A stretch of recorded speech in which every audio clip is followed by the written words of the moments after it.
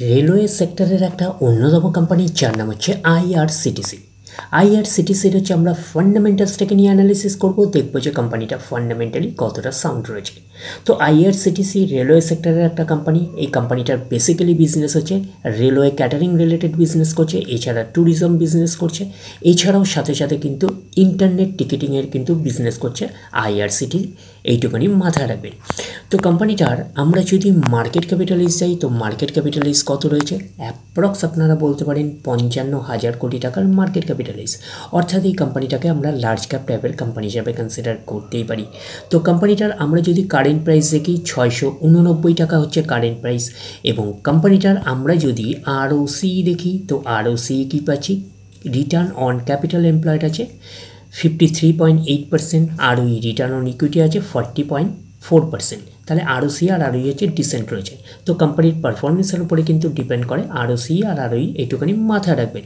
তো কোম্পানির আমরা যদি পিয়ার সেগমেন্টে যাই, তো রেলওয়ে সেক্টরের একটা অন্যতম কোম্পানি। তো রেলওয়ে সেক্টরে কিন্তু এই কোম্পানিটাকে মোনোপলি টাইপের ব্যবসা করছে এবং লিডার কোম্পানি হিসাবেও আমরা কনসিডার করতে পারি। তো পিয়ার সেগমেন্টে শুধুমাত্রই রয়েছে আইআরসিটিসি, তার মানে এই কোম্পানিটা পুরোপুরি কিন্তু মোনোপলি ব্যবসা করছে। দেখতে পাচ্ছেন এখানে কোনো কম্পিটিটর নেই।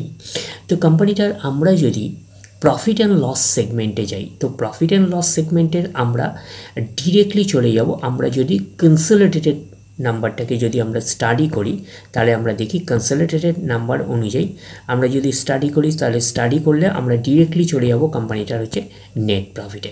দেখি নেট প্রফিটের অবস্থান কীরকম রয়েছে। তো আমরা চলে আসলাম নেট প্রফিটে। তো 1241 কোটির রেঞ্জে হচ্ছে নেট প্রফিট রয়েছে, আমরা এইটুখানি বলতেই পারি। এবং আমরা যদি কোম্পানিটার ব্যালেন্স শিটে যাই, তো ব্যালেন্স শিটের অবস্থান কীরকম রয়েছে, তো আমরা চলে আসলাম কোম্পানিটার হচ্ছে ব্যালেন্স শিটে।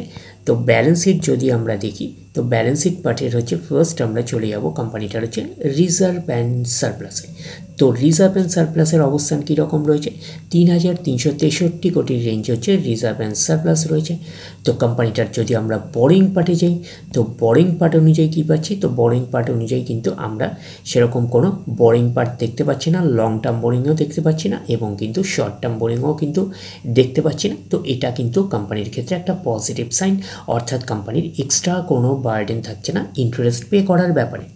আর কোম্পানিটার আমরা যদি ক্যাশ অ্যান্ড ক্যাশ ইকুইভ্যালেন্ট সেগমেন্টে যাই, তো কী অবস্থান রয়েছে? তো ক্যাশ অ্যান্ড ক্যাশ ইকুইভ্যালেন্টে আমরা দেখতে পাচ্ছি 2,421 কোটির রেঞ্জে হচ্ছে ক্যাশ অ্যান্ড ক্যাশ ইকুইভ্যালেন্ট রয়েছে।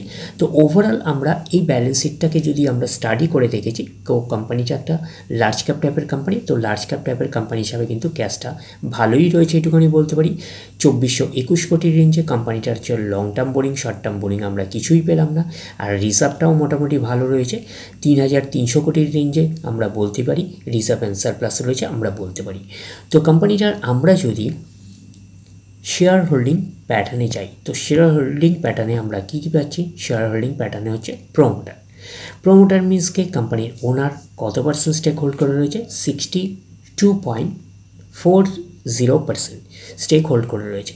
FIS ফরেন ইনস্টিটিউশনাল ইনভেস্টার রয়েছে 7.45%, DIS ডোমেস্টিক ইনস্টিটিউশনাল রয়েছে 13.73%, পাবলিক রয়েছে 16.43%। তাহলে এইটুকুনি বলতে পারি প্রত্যেকেরই কিন্তু কম বেশি ইনভলভমেন্ট রয়েছে। তো শেয়ার হোল্ডিং প্যাটার্নটাকে একটা ডিসেন্ট টাইপের শেয়ার হোল্ডিং প্যাটার্ন হিসাবে আমরা কনসিডার করতেই পারি। তো প্রোমোটার কোম্পানি মানে কি? কোম্পানির ওনার আমরা বলতে পারি। তো এই কোম্পানিটা কিন্তু দেখতেই পাচ্ছেন লেখা আছে ওনার হচ্ছে দ্য প্রেসিডেন্ট অফ ইন্ডিয়া, তার মানে হচ্ছে এটা গভর্নমেন্ট সেক্টরের একটা কোম্পানি, এইটুখানি মাথায় রাখবেন। তো কোম্পানিটার আমরা যদি বলতে পারি যে ওভারঅল একটা ভিউ এইটুকুনি পেলাম যে কোম্পানিটা একটা মনোপলি টাইপের ব্যবসা করছে রেলওয়ে সেগমেন্টে। তো ওভারঅল এই কোম্পানিটার ফান্ডামেন্টালসটাকে নিয়ে অ্যানালিসিস করে একটা ওভারভিউ পেলাম। এই কোম্পানিটাকে আমরা ফান্ডামেন্টালি কিন্তু সাউন্ড হিসাবে কিন্তু কনসিডার করতেই পারি। তো ডিরেক্টলি গিয়ে জম্প করে বাই করবেন না, ফার্দার স্টাডি করবেন। আফটার দ্যাট হচ্ছে আপনারা ডিসাইড করবেন এই স্টকটা বাই করবেন কি করবেন না। তাহলে এই অবধি, নেক্সট ভিডিওতে আবার আপনার সাথে আমার দেখা হচ্ছে। ধন্যবাদ।